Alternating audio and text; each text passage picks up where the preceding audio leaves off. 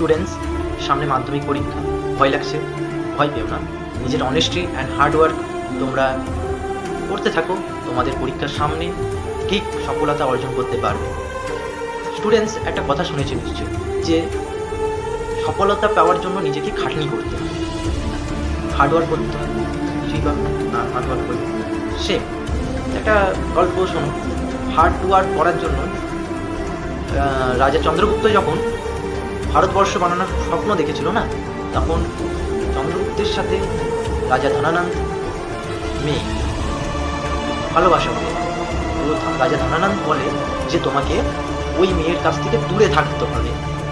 তখন চন্দ্রগুপ্ত আচার্যকে বলল একদিন যে আচ্ছা আচার্য, ভারতবর্ষ সম্রাট হবার জন্য যদি আমাকে এত বলিদান না দিতে হতো তাহলে?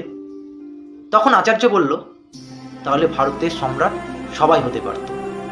তো তোমরাও যদি তোমাদের পরীক্ষার জন্য বলিদান ত্যাগ যদি না করো তাহলে তো সবাই পাস করে যেত, সবাই ভালো নাম্বার তুলতে পারত।